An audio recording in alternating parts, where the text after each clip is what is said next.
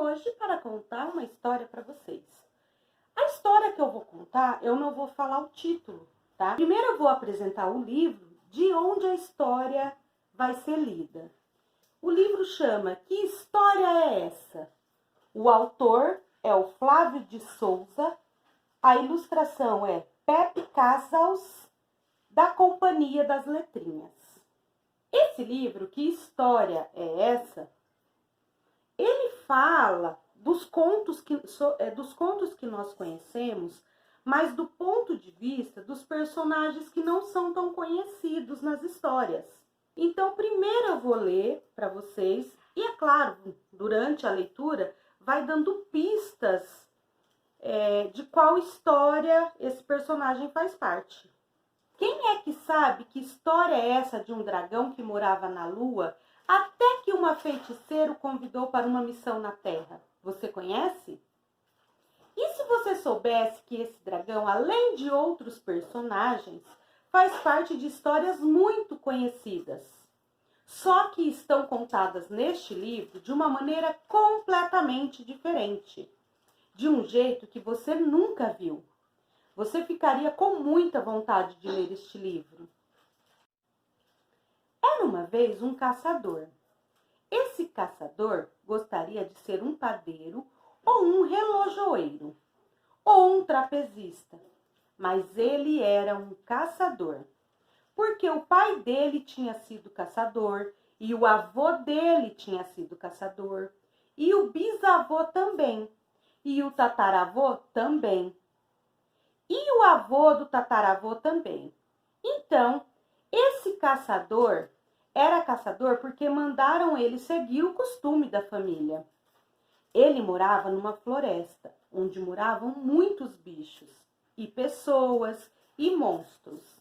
Então, já que tinha que caçar, porque era caçador, ele caçava monstros. A vida de um caçador que caçava monstros era bem animada, e perigosa, e arriscada. Este caçador quase perdeu uma perna quando caçou o terrível vampiro da Caverna Negra. Quase perdeu todos os dentes quando caçou o abominável lobisomem do mato selvagem. E quase perdeu a cabeça quando caçou a horripilante sereia da lagoa das águas profundas. Cansado de quase se perder por inteiro ao caçar seres tão medonhos, o caçador saiu um dia à procura de uma onça comedora de gente, ou um javali destruidor, ou um outro animal bem mau. O caçador viajou o dia inteiro.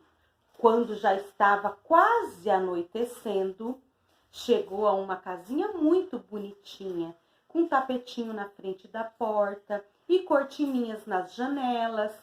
Só de pensar na sopa que a dona da casa devia estar preparando para o jantar, o caçador ficou com água na boca e resolveu bater na porta para pedir um prato desta sopa.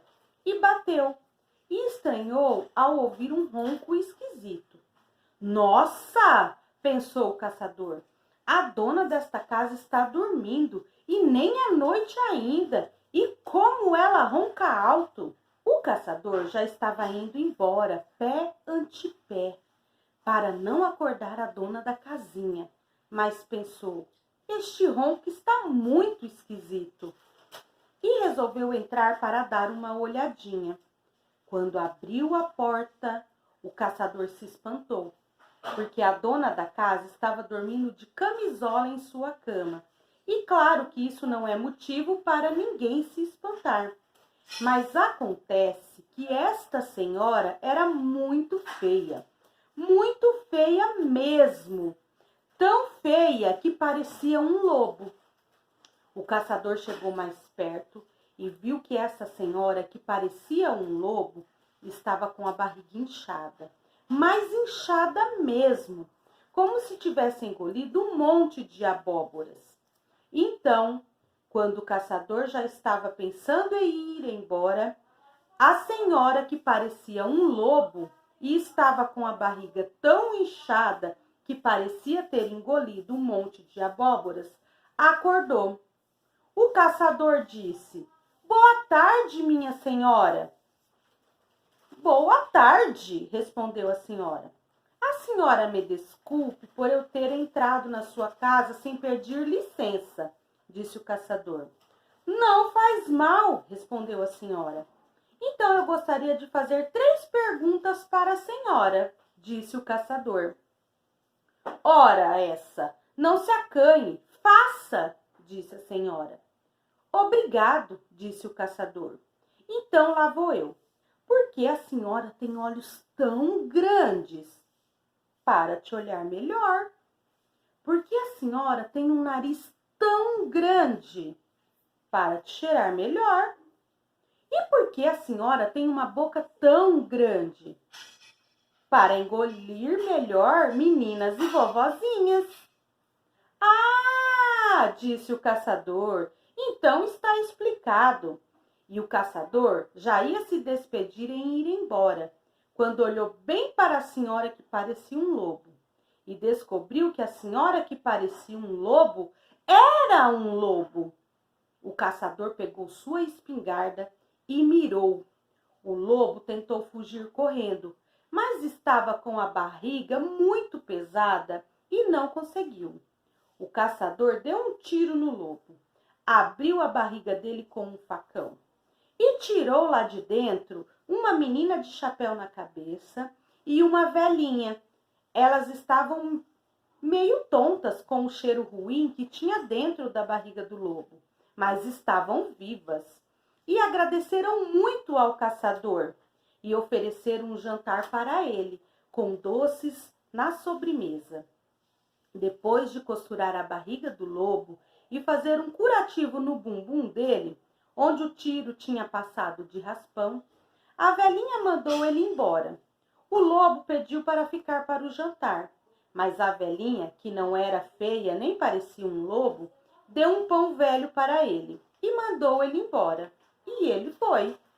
O caçador jantou, agradeceu e acompanhou a menina no caminho de volta para a casa dos pais dela. A mãe da menina agradeceu ao caçador por ele ter salvado sua filha. E o pai da menina, que era padeiro e dono de uma padaria, convidou o caçador para trabalhar com ele. O caçador aceitou, guardou a espingarda num baú e começou um novo costume na família dele. Porque seu filho foi padeiro como ele, e seu neto também, e seu bisneto, e seu tataraneto, e o filho de seu tataraneto.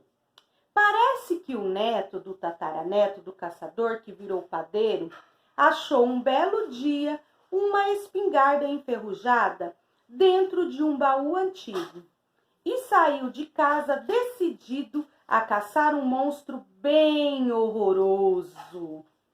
E aí, que história é essa? Entrou por uma porta, saiu pela outra.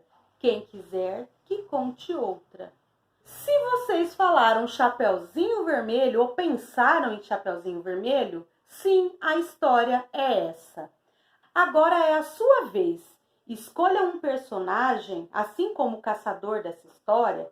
Escolha um outro personagem de qualquer conto que você conheça, desde que não seja o personagem principal, e crie a versão desse personagem. Como foi que esse personagem viu a história? Deixe ele contar a visão dele, o ponto de vista dele. Bom, pessoal, por hoje é só. Espero que tenham gostado. Beijos, se cuidem, fiquem bem.